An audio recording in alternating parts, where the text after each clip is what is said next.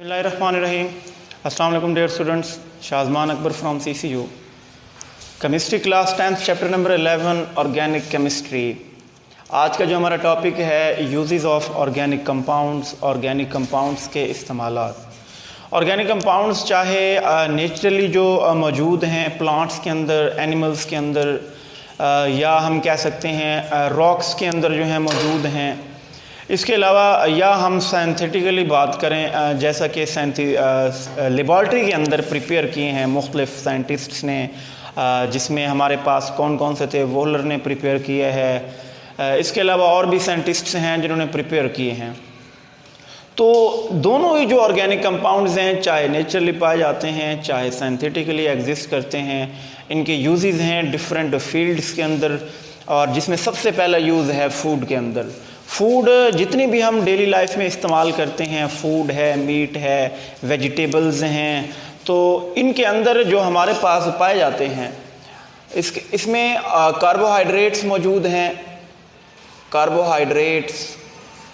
Carbohydrates के अलावा अगर हम बात करें, प्रोटीन्स इनमें मौजूद हैं।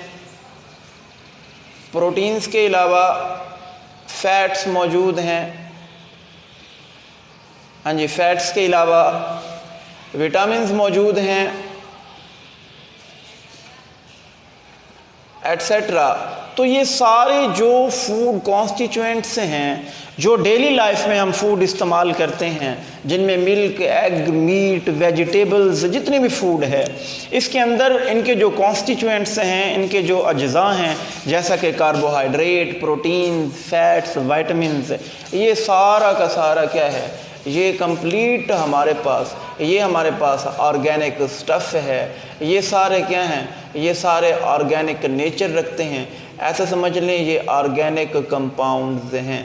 तो सबसे पहला यूज़ यही है कि ऑर्गेनिक कंपाउंड्स हमारी खुराक का हिस्सा हैं जो रोज़ाना हम यूज़ करते हैं, जिनमें मिल्क्स, वेजिटेबल्स, फूड, जो भी चीज़ें हैं जो हम इस्तेमाल कर रहे हैं। इसके अलावा दूसरा जो यूज़ है वो क्लॉथिंग के अंदर इस्तेमाल है। डेली लाइफ में जो क्लॉथ हम पहनते हैं या जो हम यूज़ करते हैं बेडशीट्स के अंदर, कारपेट्स के अंदर, ये सारा का सारा ऑर्गेनिक स्टफ़ है। इसके अंदर दो हमारे पास फाइबर्स हैं। पहला है नेचुरल फाइबर्स। नेचुरल फाइबर्स में जो हमारे पास मेनली जो फाइबर्स पाई जाती हैं, इनमें हमारे पास कॉटन है। कॉटन के अलावा इसमें हमारे पास सिल्क है। सिल्क के अलावा वूल है। ये सारे क्या हैं, इसके अलावा और भी काफ़ी सारे नेचुरल फाइबर्स हैं जो कुदरती तौर पर एग्जिस्ट करते हैं और ये इस्तेमाल किए जाते हैं हमारे डेली लाइफ, जो क्लॉथिंग हम कपड़े पहनते हैं और इसके अलावा जो बेड शीट्स यूज़ करते हैं, ये फाइबर्स उनके अंदर जो हैं पाए जाते हैं। और ये भी क्या है, एक ऑर्गेनिक स्टफ़ है, ये भी एक ऑर्गेनिक कंपाउंड्स हैं। इसके अलावा अगर हम साइंथिटिक फ़ाइबर्स की बात करें तो साइंथिटिक फ़ाइबर्स के अंदर हमारे पास नाइलॉन है। नाइलॉन के अलावा डेक्रोन है। इसके अलावा एक्रेलिक है। ये सारी एग्जांपल्स हैं सिंथेटिक फाइबर्स की, एटसेट्रा। और भी काफ़ी सारी जो हमारे पास सिंथेटिक फाइबर्स हैं वो पाई जाती हैं। अगर हम नाइलॉन की बात करें तो जो कारपेट्स जो आप लोग यूज़ करते हैं, जो उनकी जो हमारे पास कंपोजिशन है, उनके अंदर जो है ये नाइलॉन पाई जाती है। डेक्रोन की बात करें तो जो रस्सियाँ वगैरह हैं, स्ट्रिंग्स हैं, रोप्स हैं, उनके अंदर जो है डेक्रोन पाई जाती है। और अगर एक्रेलिक की बात करें तो जो एक्रेलिक एक प्लास्टिक, एक हमारे पास फाइबर है जो वाटर रेजिस्टेंट के लिए यूज़ किया जाता है और डिफरेंट पर्पसेस के लिए यूज़ किया जाता है। तो ये क्लॉथिंग की बात हो गई। सबसे पहला फूड के अंदर यूज़ एज फूड, दूसरा है यूजेस एज क्लॉथिंग, इसके बाद यूजेस एज हाउसेस के हाउसिंग के अंदर इसको इस्तेमाल किया जाता है। हाउसिंग के अंदर जो मेन जो हम यूज़ कर रहे हैं वो है वुड। और आप लोग जानते हैं वुड जो है एक सेलुलोज है। वुड क्या है, एक सेलुलोज है। और सेलुलोज एक बहुत बड़ा एक नेचुरल जो है ऑर्गेनिक कंपाउंड है, एक नेचुरल ऑर्गेनिक कंपाउंड है। इस तरीके से ये वुड जो कि एक नेचुरल ऑर्गेनिक कंपाउंड जिसका कॉन्स्टिट्यूएंट है, ये वुड इस्तेमाल की जा रही है बिल्डिंग्स के अंदर, मैन्युफैक्चर ऑफ बिल्डिंग्स। इसके अलावा इसको इस्तेमाल किया जा रहा है घरों में फर्नीचर्स वगैरह के तौर पर इस्तेमाल किया जा रहा है। तो ये हमारे पास बात हो गई हाउसेस के तौर पर यूज़ की। इसके बाद फोर्थ जो हमारे पास यूज़ है वो है use as a fuel. Uses as a fuel, जो भी हम फ्यूल इस्तेमाल करते हैं, चाहे वो ऑटोमोबाइल्स में है, ऑटोमोबाइल्स की बात करें या हम बात करें डोमेस्टिक पर्पस की, ऑटोमोबाइल्स या डोमेस्टिक पर्पस में जो हम फ्यूल इस्तेमाल करते हैं, ये फ्यूल हमारे पास कौन सा है? इस फ्यूल में हमारे पास कोल है, इस फ्यूल में हमारे पास पेट्रोलियम है। आप लोग पढ़ चुके हैं कोल के बारे में, पेट्रोलियम के बारे में, नेचुरल गैस है। ये वो फ्यूल है जो हम ऑटोमोबाइल्स या डोमेस्टिक पर्पस में यूज़ कर रहे हैं, और इन फ्यूल्स को कहा जाता है फॉसिल फ्यूल्स। इन फ्यूल्स को क्या कहा जाता है? फॉसिल फ्यूल्स कहा जाता है। और ये फॉसिल फ्यूल्स हमारे पास एक ऑर्गेनिक कंपाउंड्स जो हैं, एक ऑर्गेनिक स्टफ़ है, ऑर्गेनिक कंपाउंड से मिलकर बनाया गया है। तो ये हो गया यूज़ एज अ फ्यूल्स के तौर पर। इसके बाद uses as a raw materials. Raw materials का मतलब ये है कि जैसे एक बिल्डिंग को बनाने के लिए जो डिफरेंट जो सब्सटेंसेस हम यूज़ करते हैं, जिसमें ब्रिक्स हैं, जिसमें सीमेंट है, ये सारा इसका रॉ मटेरियल है।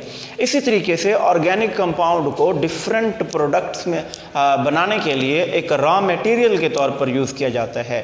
और वो प्रोडक्ट्स कौन कौन से हैं जिनमें रॉ मटेरियल्स के तौर पर यूज़ किया जाता है? उन प्रोडक्ट्स में आप लोगों के पास रबर है, इसकी प्रोडक्शन में जो है रॉ मटेरियल के तौर पर इस्तेमाल किया जाता है। ये पेपर है जिसका मेन कॉन्स्टिट्यूएंट जो है सेलुलोज है, जिसका मेन कॉन्स्टिट्यूएंट क्या है? सेलुलोज। और आप लोग जानते हैं कि ये सेलुलोज क्या है? ये सेलुलोज एक ऑर्गेनिक कंपाउंड है। इसी तरीके से हम इंक की बात करें, डाइज किन्हें कहते हैं? रंग को कहते हैं। इसके अलावा हम ड्रग्स की बात करें, ड्रग्स चाहे हमारे पास जो नशावर अद्वयात हैं, चाहे लाइफ सेविंग प्रोडक्ट्स हैं।